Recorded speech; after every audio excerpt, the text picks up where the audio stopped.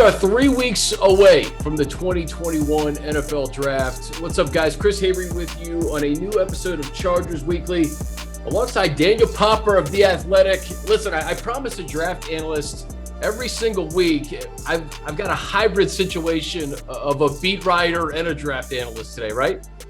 Oh yeah, I turned into a draft analyst this time of the season, so I actually appreciate you labeling me that, because I'm trying to put the work in to be as close to a draft analyst as I can. I know you are, man. Well, last week we had a good conversation with Brandon Staley. If you haven't checked it out, do so. I think the only other time we didn't have a draft analyst on was during free agency. So we're back full steam ahead, man. You have a couple really good pieces out on The Athletic over the last week and a half. I think the latest one was some different scenarios in the first and second round with offensive tackles and corners.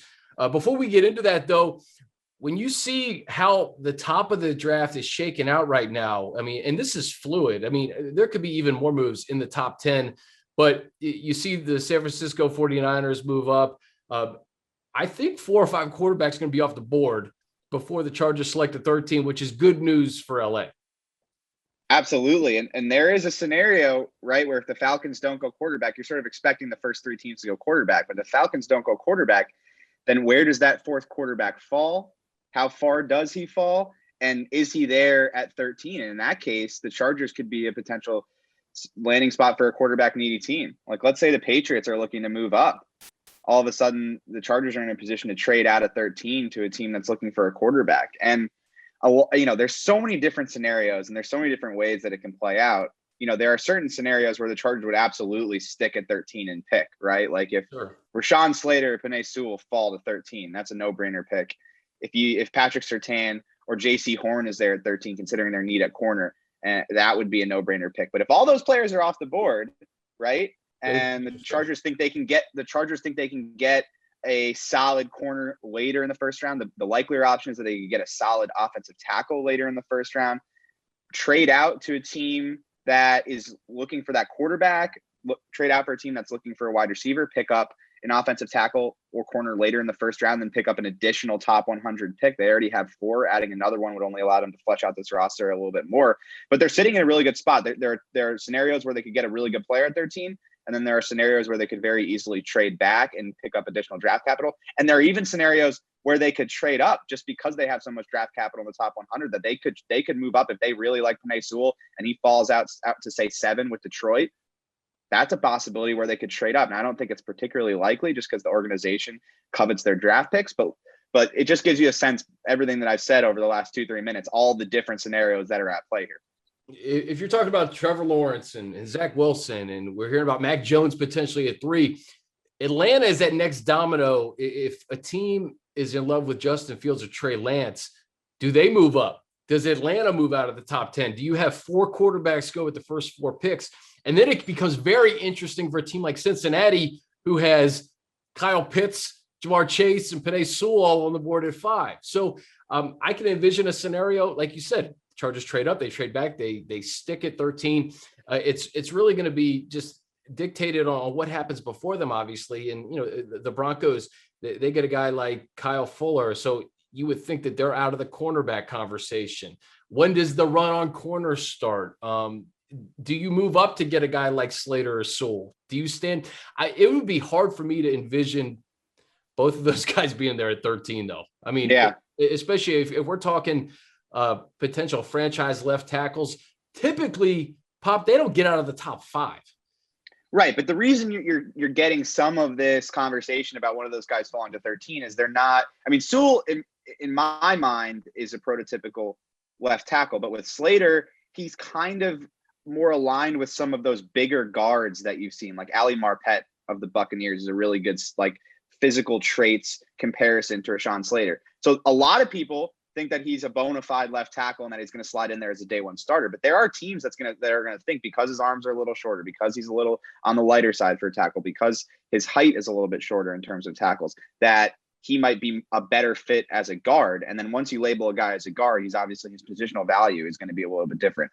But there'll be enough teams, I think, that view both those guys as a legitimate cornerstone left tackles that it's hard to envision them falling to 13. But the interesting thing is, when you look at the board, there aren't a ton of teams right, that are like really looking for a left tackle. I mean, even Cincinnati went out and signed Riley Reef, so they're not necessarily. And after they drafted Jonah Williams in the first round a couple years ago, so they're not necessarily looking for a left tackle. And when you look at our Bengals writers at The Athletic have written about it, if they draft Penei Sewell, he's not necessarily going to be a left tackle right off the bat. They probably move him to guard initially, so that changes their positional value approach, right? So maybe they are looking more at Jamar Chase. I mean, keep going down the list. You know, Miami could take a tackle at 6, but would they really trade back up for a tackle, or are they more looking for a wide receiver to help Tua in the passing game?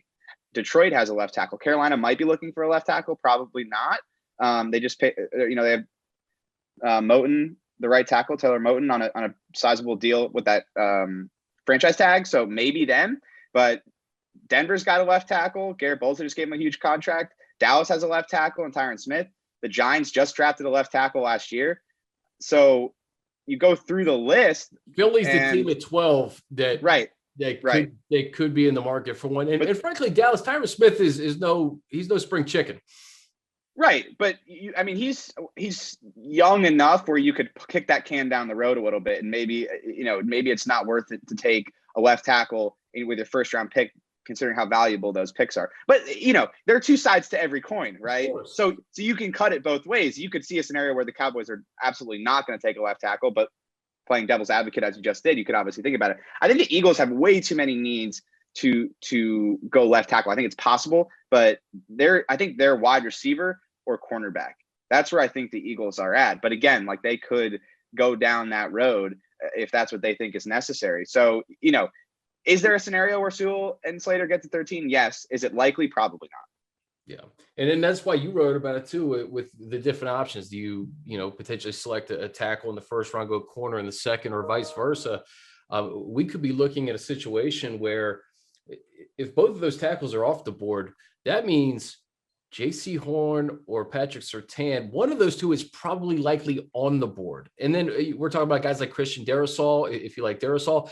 Elijah Vera Tucker is another guy who I think Daniel Jeremiah projects as an all-pro guard in the NFL, who got some snaps at left tackle this past year. So that's another guy, a local kid, that could be there. So I agree with you. I think the Chargers, if you do stand pat, you're going to get a really good player.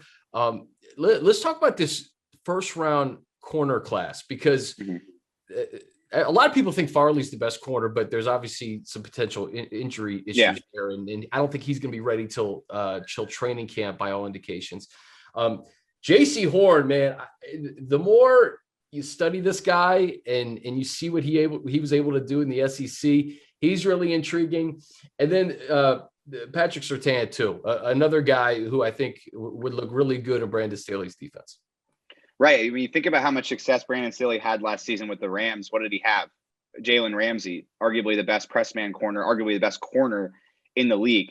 Michael Davis has a lot of potential, but is his ceiling a dominant number one press man corner? I don't really see that. I think he's a really, really, really, really good number two. I'm not sure if he's a Jalen Ramsey level or in that kind of ballpark of a great, great number one corner. So that could be something that the Chargers are looking for. Especially you look at the depth chart, and that's also a factor in this as well. Chris Harris is going to be 32 in June, and he'll be a free agent after this season. So they need somebody to fill his spot in the depth chart next season, assuming they move on from him. Now, if Chris Harris has a great season, plays 16 games, avoids injuries, all of those things, they could very easily bring him back, and that approach and prognostication for him could change. But if they do decide to move on from Chris Harris, they don't have a ton of depth at corner on this roster, especially someone that can play press man at a high level like Brandon Staley loves out of his corners. So that's certainly a possibility. And that would be where the value and the need align. But there's questions that come out of that, right? You go corner in the first round. What are you going to do at left tackle? Now, Trey Pipkins is on the roster, and they're still high on him, and there's hope that he can develop. Like, he has all the physical tools. It's just about getting that his technique, his fundamentals on par with that athleticism and size.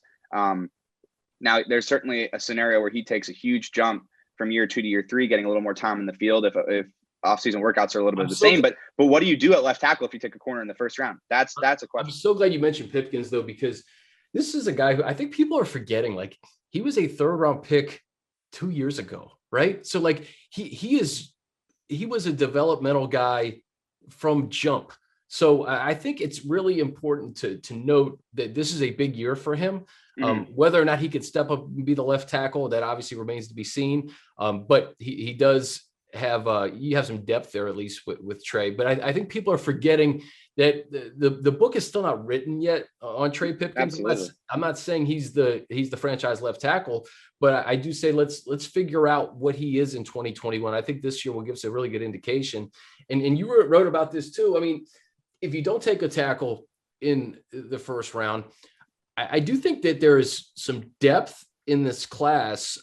You mentioned a guy in your article, and Jeff Schwartz mentioned him too. He hasn't played in a couple of years, but Walker Little from Stanford. I mean, this is a guy who, Schwartz said was one of the best tackles in all of college football just a couple of years ago. And you forget, with obviously not playing for 2 whole years, it may take some time to adjust at the NFL level. But I mean, there are some guys that could drop to that spot where the Chargers are selecting the second round that you can envision being a starter. It may not be that franchise cornerstone left tackle, but it could be a very solid option at left tackle. Yeah, absolutely. And Walker Little is such an interesting prospect. He is the epitome of your 2021 draft prospect, right? Like a guy, like in no other year would you have a guy that missed 2 full seasons. Like maybe there's been guys in the past that had like back-to-back season-ending injuries, but it's so rare. This is a guy who tore his ACL in 19 and then opted out of 2020. So you're going back to 2018 to find tape on him. So it's really a question of, I think some teams will be more willing to take risk on minimal tape and other teams won't. So it's just a question of how much risk are the Chargers willing to take in terms of not having a lot of tape on a guy. But Walker Little he was on a track and on a path to being the top tackle on the board. He was on a first round path, and then obviously took these last 2 seasons off. So he would be a really intriguing prospect.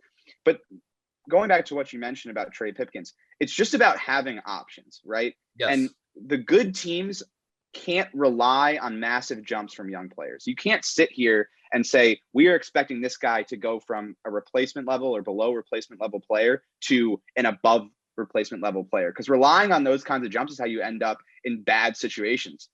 I mean, and you can look around the league and see those types of things.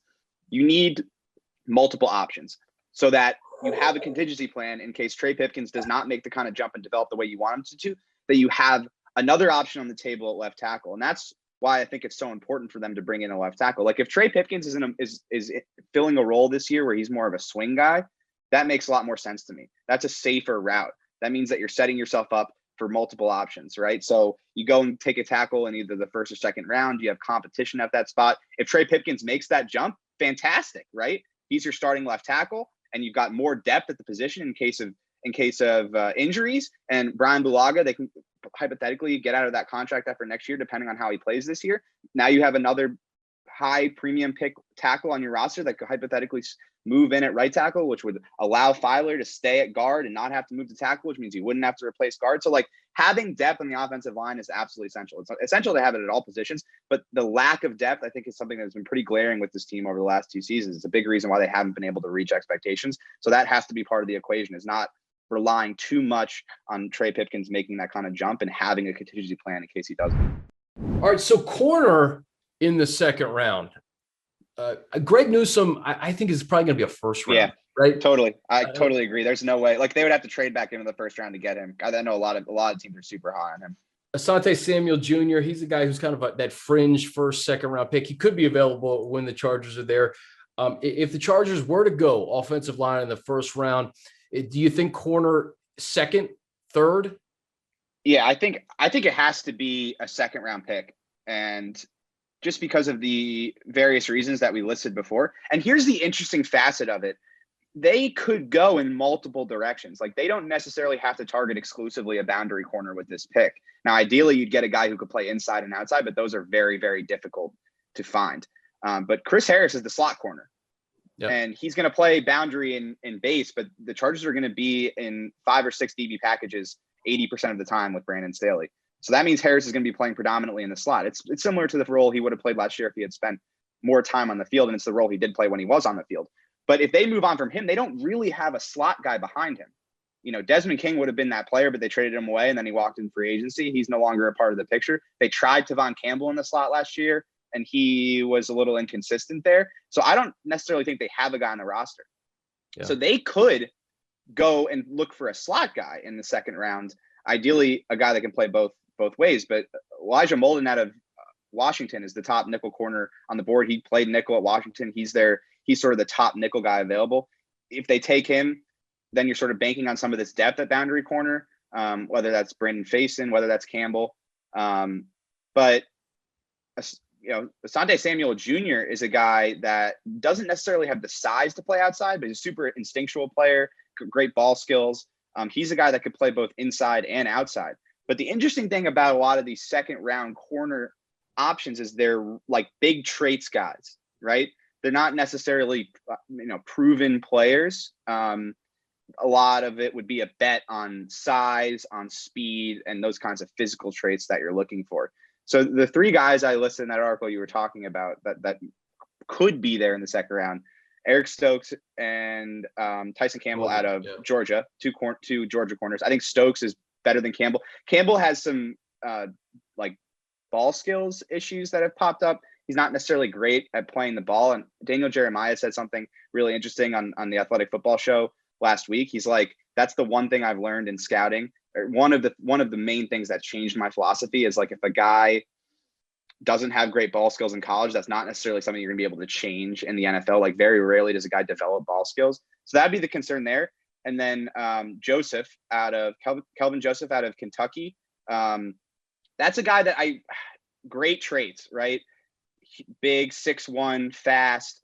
But he's had some, red flags in terms of character. I sort of hate using that term, but I mean, he the Kentucky coaches told him to opt out last year, which is a little bit concerning. So, the Chargers generally don't take risks on those type of players in early rounds, especially with a premium pick.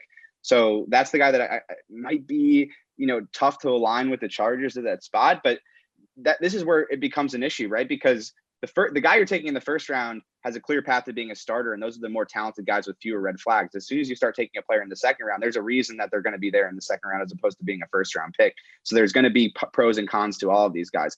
Asante Samuel seems like the safest player in terms of his skill set, but the size is an issue. And you wonder if he can hold up on the outside if he's more of an inside guy. The other three guys I mentioned, big traits guys, big physical, great speed, all the type of physical measurables that you're looking for. But there are some concerns with their tape and how they played in college. Outside of tackle and corner, I feel like for good reason, I think as a beat, just Chargers analysis fans, they've talked about offensive linemen and corner. Any other positions that are intriguing to you outside of those two that you think the Chargers could spend, maybe a third, fourth round pick on and potentially be a starter in year two, let's say? I'm looking at tight end too. And after Kyle Pitts, there was a huge gap. But I talked to Jordan Reed, the Draft Network. He mentioned Brevin Jordan from Miami as a pass catching option, and Tremble from Notre Dame, another tight end prospect that he was pretty high on. Any other positions, or is tight end something you're thinking about? Yeah, I got four positions after those two. I think it's tackle and cornerback are the top two needs, and I think it goes tackle then corner, but I could hear an argument that those are sort of interchangeable in the first two. After that, I think it's tight end, safety, edge, and interior offensive line. So just going one by one in terms of the hole that's there on the roster. At tight end, they need some blocking there. So I don't know if necessarily they're looking for a pass catcher. Now that's something I think that player could develop. The guy that you mentioned that I think makes a lot of sense is Tommy Tremble, because he's a ready NFL blocker. You watch some of the tape on him, he moves people. Now, he wasn't used much as a passer in the Notre Dame offense, but think about the scenario he would come into with the Chargers. You've got Jared Cook, who's been one of the most consistent pass catching tight ends in the league over the last decade. And then you've got Donald Parham, who's sort of a rising, really intriguing pass catching option who needs to develop more as a blocker. And Jared Cook, not necessarily known for his blocking, more of a pass catching tight end. That's sort of what he's been in his career. He's done it damn well. So you're sort of looking for who can block, who can come in and do what Hunter Henry did in the running game, because that's really what they're missing right now. He's a great run blocker as a tight end, and it's sort of crucial on the edge there, especially when you're running some of that outside zone to have a tight end who can really move people and hold his own in the running game. So that's why Tommy Tremble makes sense to me. He can come in and do what Hunter Henry did as a run blocker pretty much immediately. And that's sort of how you can use him. And then he can learn under Jared Cook for a year and sort of develop as a pass catcher. Now, I think a lot of people look at Tommy Tremble and say, okay, he's got the physical tools to be a good pass catcher. He just wasn't really used in that way at Notre Dame. So maybe they can get more out of him. But that's a guy that's really interesting to me. Safety, moving on to the other one. Safety is really interesting because, Rashawn Jenkins played really well. And I thought he would have made a lot of sense to bring back just because of his versatility. He showed the ability to play free safety and strong safety. I thought he was better as a free safety, and that's sort of what they're looking for to play alongside Derwin James. We never really got to see him play and start for a full season with Derwin James, which I think is a shame because I think those two guys would have been absolutely outstanding together. They complement each other so well.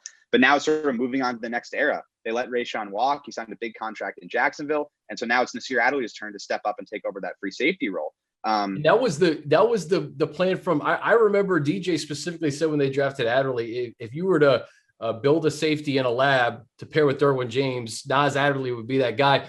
They've played 0 games together. Yeah. So, I thought that they would bring Rashawn back just because Brandon Staley loves to use 3 safety packages. And with a third safety, if they had Rashawn and Nasir, for example, they could move Derwin wherever they wanted. And that's sort of what they did with John Johnson last year with the Rams. They played him some at big nickel. They played him some at linebacker.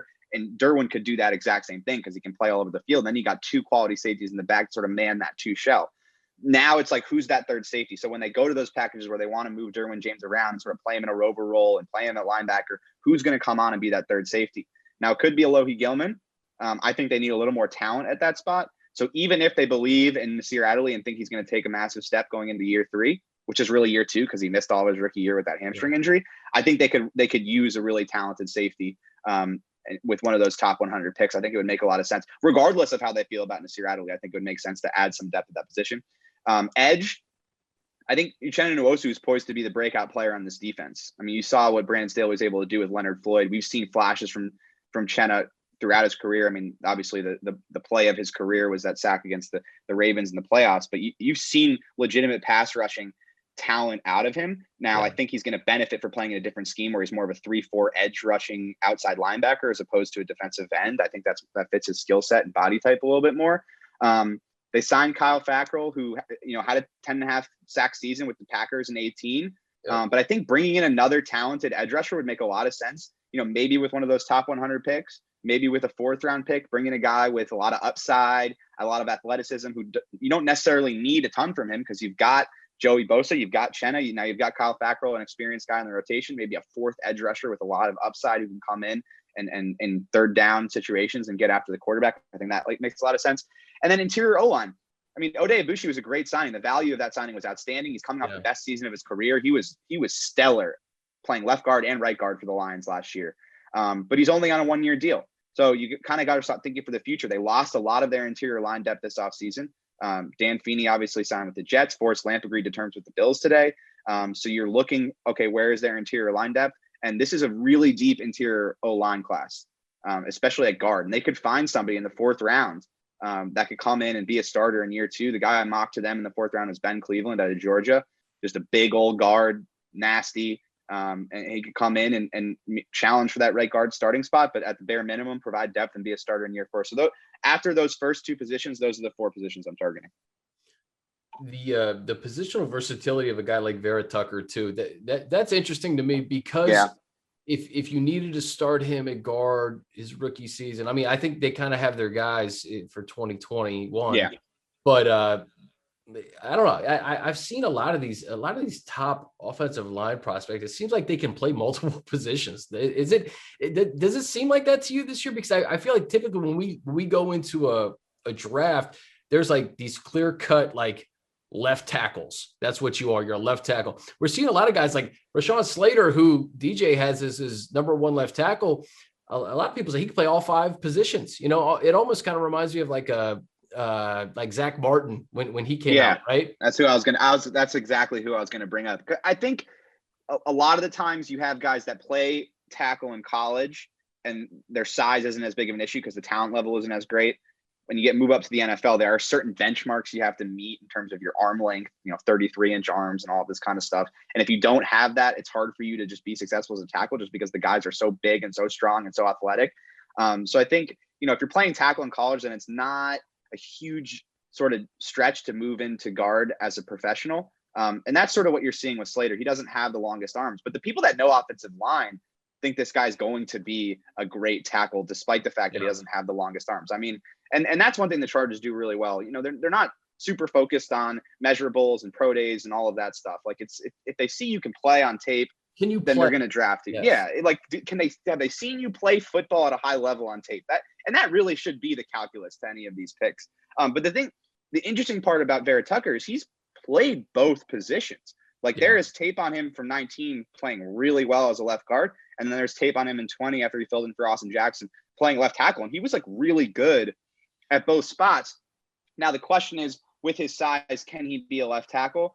I get the sense that he's really a guard. And so you look at it and, before they signed Ibushi, I thought, okay, maybe Elijah Vera Tucker was in play just because they need to fill a starting spot. Now that they sort of have the interior of their line all set up via free agency, it's hard to imagine them spending that pick on Vera Tucker unless they truly believe he can play tackle. And that's certainly a possibility, but I think it's rather unlikely. Vera Tucker, I mean, we talk about the Pac-12, they weren't going to play, right? The fact that he was able to get 6 games in at left tackle, how much that's probably helped but throughout this process. Yeah. It's exactly why he's moved up draft boards, right? He was a second round pick, a good guard who could come in and potentially be a starter, right? And then all of a sudden he shows the versatility to play tackle in the Pac-12, and it's oh, okay, now he's a first round pick, right? But that versatility is really important. I mean, you think about the issues the Chargers have had the last 2 years in terms of dealing with these offensive line injuries. Not having the versatility to move from guard to tackle or move from tackle to guard has really been a troublesome trend for the team. But having a guy like Matt Filer, who's played both right tackle and left guard at a high level in the league, all of a sudden, if Brian Bulaga goes down, you're not moving to a below replacement level player at tackle. You're bringing in a guy who's an above replacement level player, both at right tackle and left guard. So I think that versatility is really important. It's an interesting trend that you've noted. But I think the more versatility you have on the offensive line and the more depth you have on the offensive line, the better off you're going to be. I kept you longer than I said I would, but I want to end on this. The Broncos, the Raiders, and the Chiefs, just your thoughts on what they've done this offseason in free agency, and then looking ahead to the draft. This division, we talked about the Chargers needing to win in the division and to close the season with 3 straight wins in the AFC West. I think it was a big boost for the players that are going to be on this roster in 2021. But just your thoughts on what the division looks like now, especially in a place like Denver, who we still don't know what they're going to do at quarterback. Right, but that's really the only question. That's the thing. Yeah, that's what I'm saying. They did a really good job. Yeah, I think the Broncos, they made a lot of really good decisions. I thought they overpaid for Darby, but Fangio needs legitimate starting corners, right? And that's obvious. That was obviously a priority for them. So they go out and they sign Darby. They might have overpaid for him, but that's a proven player. And they go get Kyle Fuller, who played his best football and was an all-pro under Fangio with the Bears in 2018. So that makes a lot of sense. They keep Von Miller on the defense they signed Justin Simmons to that extension. I thought that was really crucial because I think he's a fantastic player. They bring back Kareem Jackson. All of a sudden, the defense is looking really strong. And that's going to be the formula for them is Fangio's, if you give him enough talent, he's going to give you a top 5 defense. The question is, can they get enough on offense? They've got the skill position players. The offensive line is looking pretty decent, especially with Garrett Bowles taking that step and signing him to that extension. It's can you get enough out of Drew Lock? Obviously, a lot of dominoes left to fall. I would be shocked if they go into the season with Drew Lock as their starter.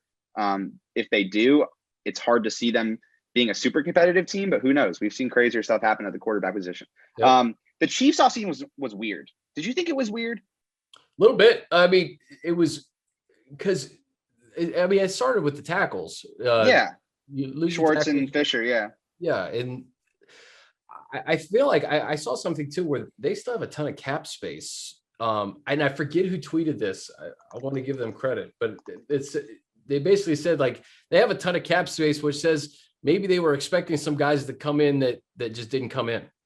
Yeah. So over the cap has them at 11.7, which is, that's enough for basically one more signing if you factor in their picks that they have to sign and then whatever they want to budget for in-season stuff. It was weird to me. Like, you cut both of your tackles, and it seemed like they were making a hard play after Trent Williams. That's sort of been widely reported. That obviously didn't happen because they went back to San Francisco, and then they give Joe Thuney the massive contract. Yeah, it's like, okay, they bring in Kyle Long.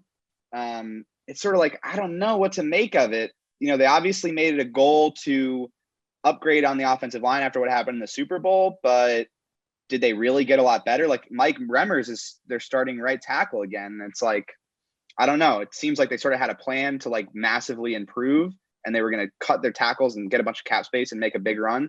And it just didn't, like, the plan didn't fully materialize. That's sort of what it seems like to me. But hell, I mean, they got Patrick Mahomes. So like, they're going to have a shot. And then the Raiders, like, who knows what they're doing, man? Like, I just have no idea. Like that, like, having watched them a bunch last year, their offensive line was really good.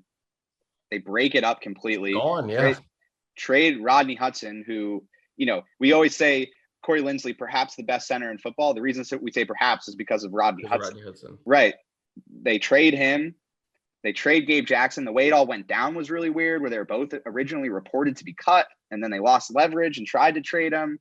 Trent Brown going to the Patriots. Right. They traded Trent Brown. So they basically tore the whole thing down, and they're leaning into their young offensive linemen. John Gruden sort of beats to his own drum. So maybe they see something in these younger linemen that the rest of us don't.